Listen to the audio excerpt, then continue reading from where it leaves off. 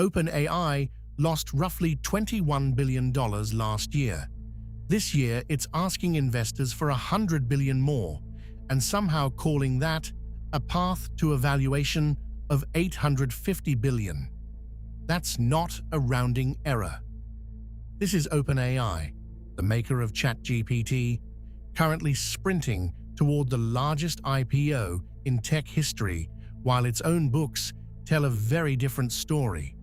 So here's the question worth 12 minutes of your time. How does math like that survive contact with a spreadsheet? It's not the only company running that trick either. Anthropic is reported to be in talks for funding that could value the company at approximately $900 billion or higher, quietly stepping past OpenAI's own number. Two rivals, one racing to go public, both leaning on the same story. Today's math is embarrassing, but tomorrow's market will forgive it. Nobody's explained why tomorrow should. Every hot tech company has told this story before. Burn cash now, own the market later. OpenAI has the receipts. It spun up a for-profit arm in 2019, the moment Microsoft committed over $13 billion. A chunk of that money never actually left the building, paid out in the Azure compute OpenAI needed just to keep the lights on. For a while, the bet actually looked like genius. A chatbot launched in late 2022, and within months, it wasn't just OpenAI's product anymore.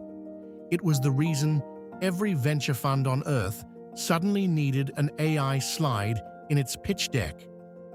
That launch didn't just build a user base, it lit the fuse on the entire generative AI gold rush, the one every company in this story is still riding, still pointing to, still using to justify a number that, on paper, made no sense yet. Except the company telling that story wasn't exactly stable while it was writing it. In November 2023, OpenAI's own board fired Sam Altman, citing a flat-out lack of confidence in the man running the growth story, then reversed itself 5 days later like nothing happened.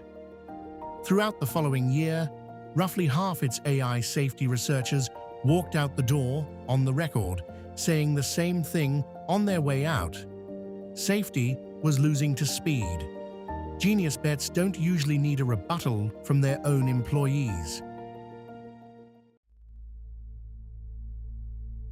The board drama, the researcher exodus, all of it faded into background noise once the numbers finally hit the actual paperwork.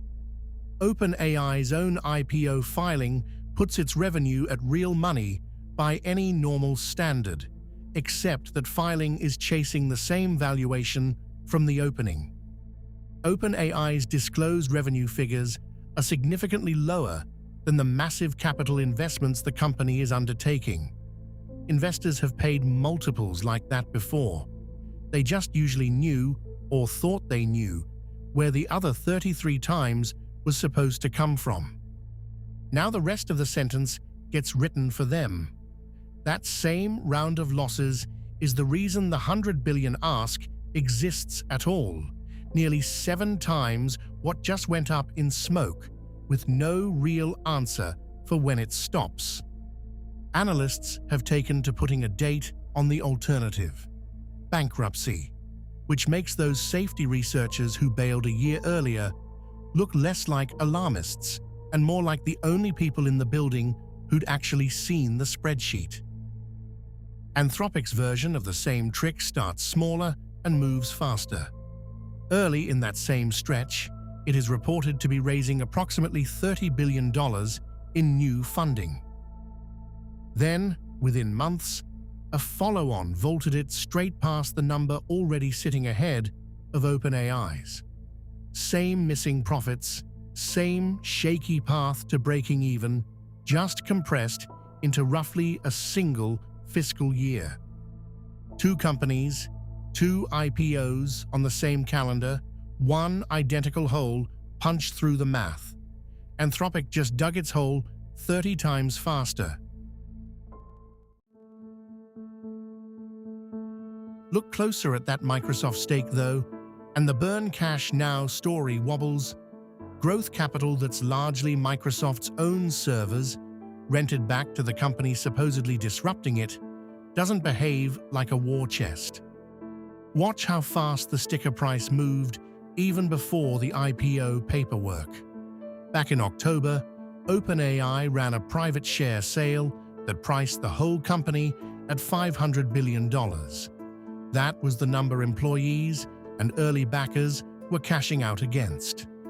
A few months later, the IPO filing targets a valuation of approximately $850 billion, roughly $350 billion more, without a single new product to point to in between. The obvious defense assumes those losses buy something out in the world.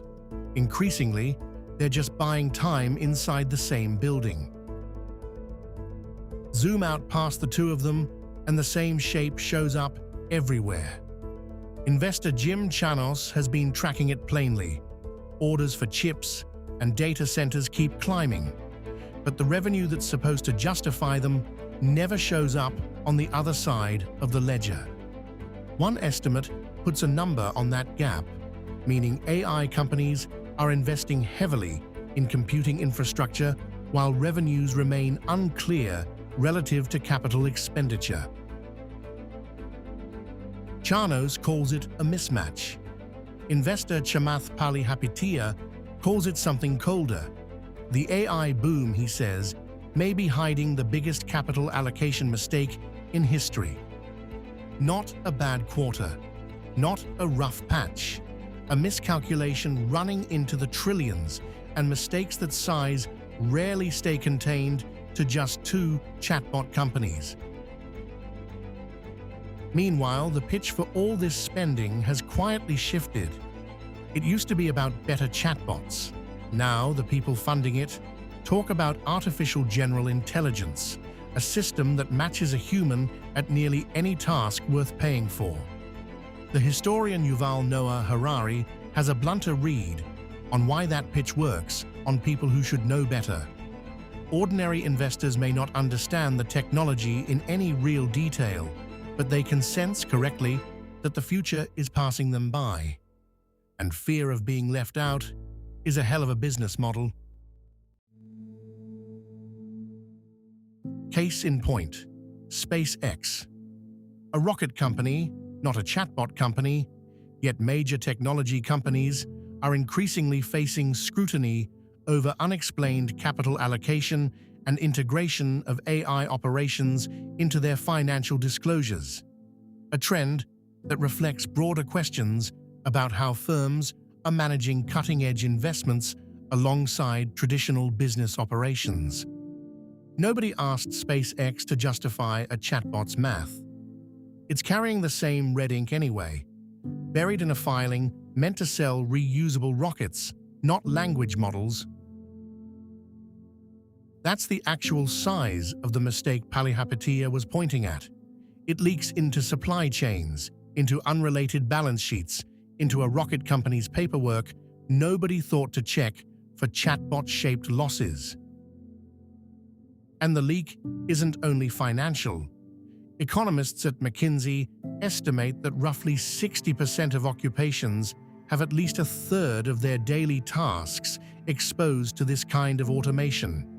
And the Bank of England's own chief economist has floated a number as high as 80 million American jobs affected. The economist Carl Benedict Fry argues those jobs mostly get redefined rather than deleted outright, which sounds better until you remember, in his own words, that from the worker's chair, there isn't much difference between a job disappearing and a job being quietly redefined out from under you. When Anthropic's own IPO hit the market, the reaction wasn't relief, it was déjà vu, analysts reaching straight for the year 2000 and warning this looks less like a debut than a starting gun for unprofitable AI firms riding valuations nobody can back up. Say the bankruptcy warning holds. The servers are already humming, the salaries already paid, the shares already priced at numbers nobody could defend, and none of that unwinds for free. Somebody eats it. The employees holding options, the pension funds that bought the round, they don't get a say in the timing. The question that matters now isn't whether the math breaks. It's who's still standing underneath it when it does.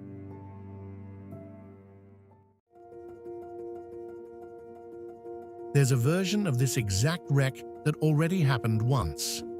During the dot-com crash of the late 1990s and early 2000s, telecommunications companies invested heavily in infrastructure while many ultimately faced financial collapse. That fiber didn't disappear.